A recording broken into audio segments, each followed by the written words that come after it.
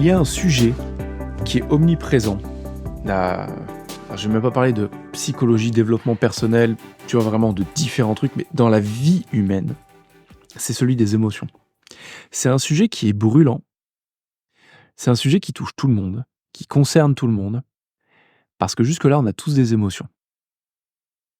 Mais le truc, c'est qu'il y a un malentendu par rapport à ces émotions. Est-ce qu'on doit les gérer? Comment est-ce qu'on doit les gérer? Et en fait, qu'est-ce qu'il y a vraiment à gérer? C'est le sujet aujourd'hui de l'épisode.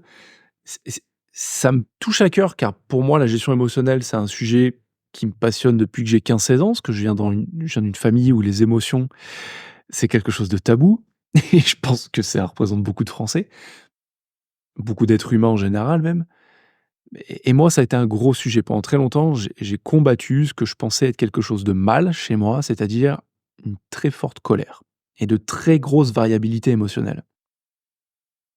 Avec des très hauts, avec des très bas, avec des très grosses colères, avec des moments de sérénitude absolue. Et pendant longtemps, j'ai trouvé ça pas normal. Le sujet que j'ai envie d'aborder aujourd'hui, plutôt sur lequel j'ai envie de poser le doigt, c'est et si ça l'était, en fait? Et si finalement nos variabilités émotionnelles, c'était quelque chose de totalement normal? Et si justement tout ce que j'ai fait les dernières années, c'est-à-dire me dire: «Ouh là là, il faut pas que je pique des colères comme ça ou que je me mette en roue libre de cette manière, parce que ça cause du mal aux autres, ça me cause du mal à moi-même, il faut absolument pas que je le fasse». Et si le fait de absolument pas vouloir faire ça, de refuser finalement cette émotion, c'était précisément ce qui lui permettait de continuer à vivre. Tu vois ce que je veux dire? C'est J'ai envie de te partager une analogie qui pour moi justement a initié ce podcast, parce que j'ai parlé souvent d'émotions, j'en parle quasiment systématiquement avec mes clients. Mais il y a pas longtemps, j'ai entendu une analogie de George Prensky que j'ai trouvée fabuleuse, d'une simplicité géniale qui explique en fait parfaitement et de manière imagée comment fonctionnent les émotions, d'où elles proviennent et quel est le délire en fait derrière tout ça. La manière dont nous présentent les émotions, donc dès qu'on parle d'intelligence émotionnelle, dès qu'on parle de tout ce qui touche au domaine de l'émotion, c'est que les émotions sont le résultat d'un stimulé externe. En fait, plutôt, c'est une réaction interne à un stimulé externe. Pour faire simple, il se passe quelque chose dehors, et ce quelque chose va déclencher en toi une émotion. Tu tapes sur Google, qu'est-ce qu'une émotion? C'est la définition la plus mainstream, la plus partagée aujourd'hui. M Moi, Quentin, je pense aujourd'hui, enfin, c'est pas que je pense, c'est je suis convaincu parce que je le vois, que c'est totalement faux. C'est précisément l'inverse. En fait, ce qui se passe à l'extérieur, ça a à aucun moment le pouvoir de générer en nous des émotions. C'est beaucoup plus, alors pas sournois, mais subtil que ça. Et pour ça, je vais partager justement l'analogie de George Prensky. Imagine que, tu vois, en fait, la manière dont notre expérience est créée et dont on voit les choses, ce qui nous paraît possible, ce qui nous paraît pas possible, ce qui nous paraît difficile, ce qui nous paraît simple, ce qui nous paraît bon, ce qui nous paraît mauvais, tout ça, c'est rendu possible par notre mémoire. Et quand je dis notre mémoire, ça peut être notre avec un N majuscule, parce que c'est la mémoire, la tienne, la mienne, mais aussi celle de tes parents, de mes grands-parents, de tes grands-parents, et ainsi de suite. Parce qu'en fait, tout ce qui est possible, pas possible, tout ce qui représente le monde, c'est quelque part transmis de génération en génération. C'est transmis à travers les schémas comportementaux de nos parents, de nos grands-parents, ce qu'ils nous disent être possible, pas possible, ce qui est bien, pas bien. Et tout ça, en fait, dès le plus jeune âge, c'est donc ancré chez nous. On a des mémoires qui sont pour rester imagé, c'est bien plus complexe que ça. Mais pour rester imagé, c'est un peu comme des petits tiroirs qu'on peut ouvrir et fermer, qui contiennent des images, des odeurs, des ressentis, des sensations, des émotions, qui sont attachés à un souvenir, à une mémoire. Et imagine en fait que à chaque fois que tu ouvres un de ces tiroirs, donc c'est une mémoire, donc pour recadrer correctement ce qu'est une mémoire, c'est quelque chose de passé, c'est quelque chose qui n'existe plus. Mais imagine que tu ouvres ce tiroir et qu'à chaque fois que tu ouvres un de ces tiroirs, un de tes souvenirs survient et dans ce souvenir, il y a des images très vives, des sentiments, des sensations, des émotions, des odeurs, des bruits très vifs. Tout ça revient dans ton esprit. Un peu comme si tu étais dans une salle de cinéma et qu'en fait tu regardais un film. Ce qui te permet d'aller voir des films d'horreur, c'est que malgré le fait que tu sais que tu vas avoir peur, tu sais que tu vas ressentir des émotions fortes, tu sais que tu vas avoir la chair de poule, tu sais que des fois tu vas hurler comme une petite fillette, mais tu sais que c'est faux. Tu y vas consciemment, tu sais que tu as peur, mais en sortant, tu peux juste te dire: «Ouh, c'était un sacré film, hein, et bah, maintenant je rentre chez moi et la vie continue». Pourquoi est-ce que c'est différent dans notre esprit? Pourquoi est-ce qu'à chaque fois qu'on revit un moment passé, on agit comme s'il était toujours réel? Alors que c'est du passé, il n'existe plus. C'est une action qui est terminée.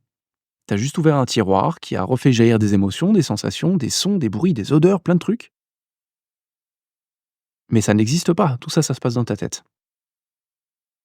Reste avec moi, la suite est justement super intéressante. L'image que George Pransky prend, alors ça parlera à ceux qui ont, je pense, à minimum mon âge, ceux qui sont un peu plus jeunes, qui ont en dessous de 30 ans, je sais pas si ça leur parlera, mais faut prendre l'image d'un jukebox.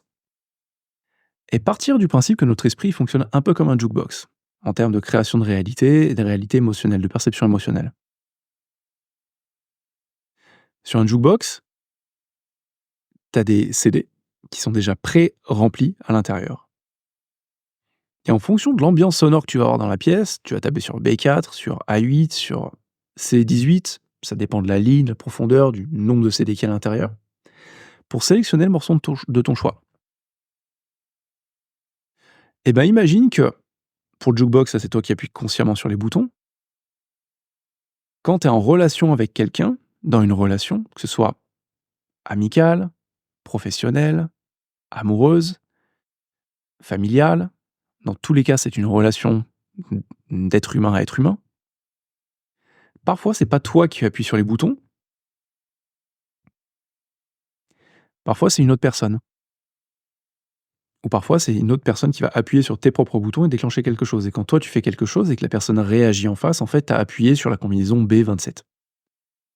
Et elle, en fait, ce que ça lui fait, c'est que ça lui sort un CD, ça met une musique en marche, et elle revit cette musique. La personne en face de toi revit cette musique.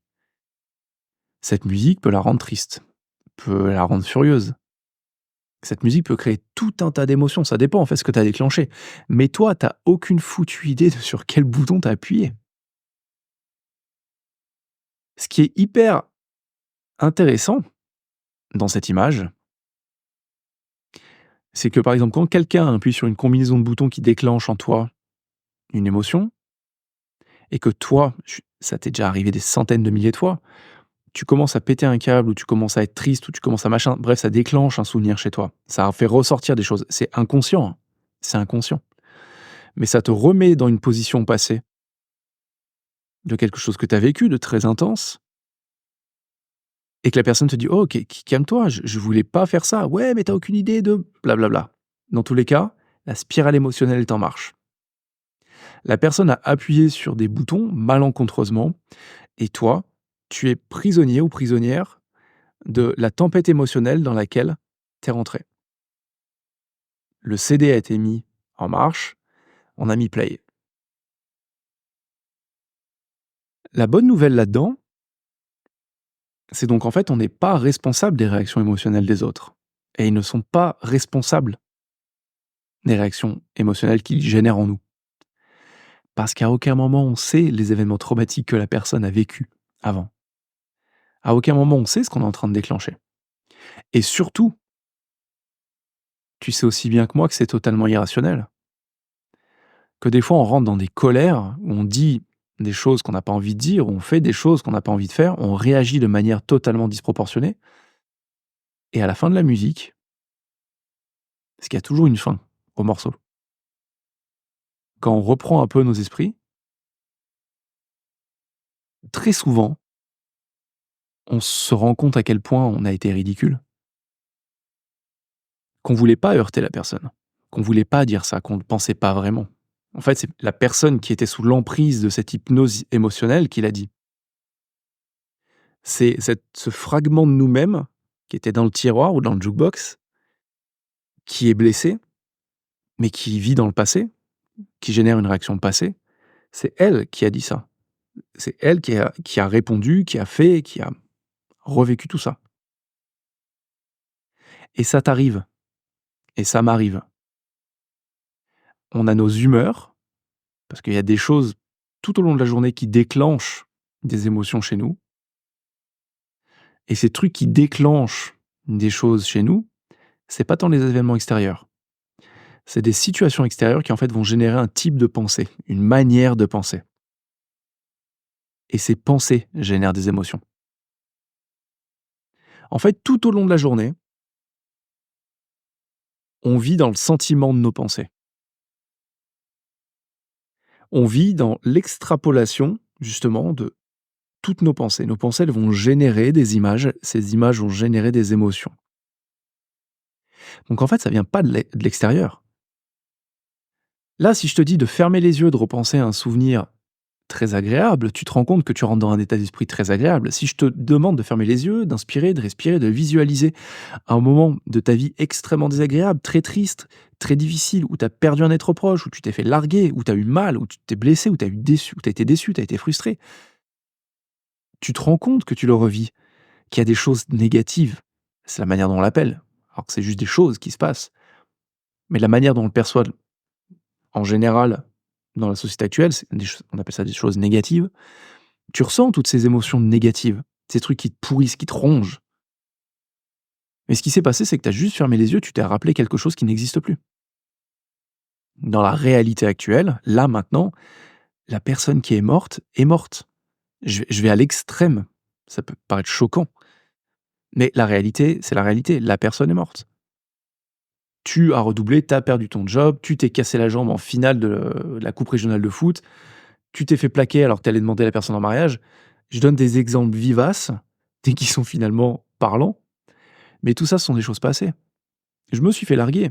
J'ai largué des personnes et ça m'a rendu triste derrière parce que je faisais pas la bonne décision. J'ai dit des choses que je regrette, tout comme toi. En fait, c'est être humain.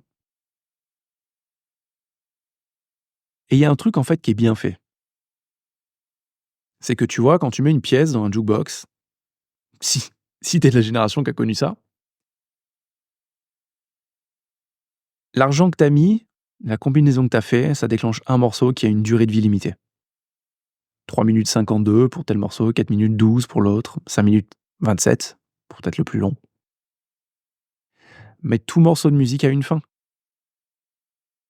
Et quand on n'enchaîne pas sur un autre morceau de musique juste derrière, qu'on laisse flotter l'ambiance de celui-là, il va y avoir une espèce de rémanence, une suite, pas encore quelques secondes, quelques minutes de l'émotion qu'on a sentie. Et puis on peut aller savourer notre hot dog, notre burger ou ce qu'on a envie de manger derrière. Et la vie reprend son cours. Tu sais que c'est pareil avec les émotions. Il y a des émotions qui viennent, il y a des émotions qui partent. Mais donc pourquoi est-ce que certaines émotions restent ancrées en nous? Parce qu'on les alimente avec nos pensées, parce qu'on y pense en fait. Parce qu'on pense à quel point on ne devrait pas être en colère. Ou parce qu'on a pris l'habitude de penser d'une certaine manière, qui fait qu'on reste, la plupart du temps, dans ce sentiment de colère, de tristesse, de frustration, quoi qu'il en soit. Il y a une espèce de mécanisme d'autocorrection, par contre, qui est en nous. Et c'est pas ceux qui ont de la chance, ceux qui n'ont pas de chance, c'est chez chaque être humain. Il y a un mécanisme d'autocorrection qui fait que quand on se rend compte qu'on entre dans une spirale émotionnelle, et que cette spirale émotionnelle, en fait, elle veut rien dire sur nous, parce que c'est pas nous, on est juste dans un tourbillon émotionnel, ou que la personne en face de nous, qui est en train de péter un câble, on prend conscience que c'est pas elle, qu'elle a rien fait, qu'on a rien fait, qu'il y a rien de volontaire, qu'elle est plutôt en train justement de subir le le passage d'un film passé et de tout ce que ça implique, ou d'une musique qui la rend triste et qu'elle est dans un état temporaire et que tout ce qui sera fait, ce qui sera dit dans cet espace, ce n'est pas du fait de la personne. Parce qu'en fait, on fonctionne tous comme ça en tant qu'être humain. Il y a rien à faire par rapport à ça. On vivra tous nos émotions. Mais je me suis rendu compte à travers le coaching que moi j'ai reçu, l'impact que ça a sur moi aujourd'hui et sur mes relations. Et attention, je suis pas parfait, hein. Je maîtrise pas parfaitement mes émotions, pas dans tous les cadres en tout cas. Mais je me rends compte que plus on comprend ça, ou plutôt plus on voit ça d'une manière plus profonde, à un niveau plus profond que la simple compréhension intellectuelle, plus on se rend compte pour soi-même que la personne en face de toi, quand elle réagit de manière démesurée, c'est un peu comme si elle se noyait dans ce souvenir, dans toutes ces émotions passées qui ressurgissent d'un coup. Elle se noyait. Et quand tu es face à une personne qui se noie, à moins d'être complètement timbré, tu lui mets pas la tête sous l'eau, ou tu lui demandes pas d'arrêter de nager et de faire autant de bruit, et qu'elle coule une bonne fois pour toutes. Enfin, tu vois ce que je veux dire? En tant que personne saine d'esprit, et au fond de nous, on l'est absolument tous, quand une personne se noie, on a juste envie de la secourir, de venir à son aide. On a juste envie d'être présent pour elle, de lui tendre la main. Et en fait, dans les relations humaines, en général, donc professionnelles, amoureuses, sentimentales, amicales, familiales, tout ce que tu veux, n'importe quel type de relation,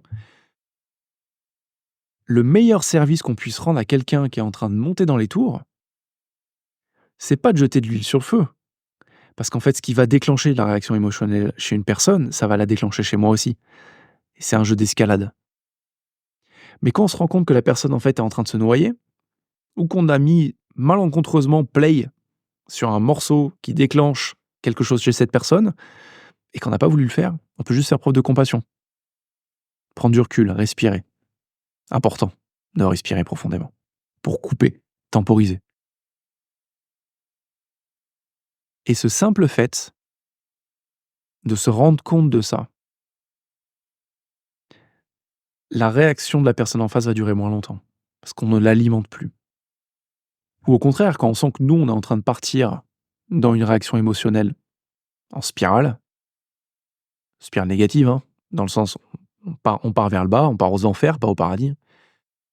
Quand on sent qu'on est dans cette spirale, plus tôt on prend conscience, en fait, qu'on est dans cette spirale, qu'on est en train d'y rentrer, plus tôt on peut s'arrêter. Plus tôt on peut prendre le temps de se recentrer, pas à travers l'alignement des chakras et compagnie, mais juste, en fait, en faisant appel à ce mécanisme automatique qui est déjà implanté chez nous, chez n'importe quel être humain, de quand on se rend compte de quelque chose, on peut automatiquement en prendre le contrôle. Et pas dans le sens je tords mes émotions, plutôt dans le sens j'ai conscience de ce qui est en train de se passer, et j'ai aussi conscience que si je laisse le temps au morceau de se finir tranquillement, et que je remets pas des pièces à chaque fois pour relancer un autre morceau du même style, et ben à la fin du morceau, à 3 minutes 52, la musique s'arrête d'elle-même. C'est totalement naturel.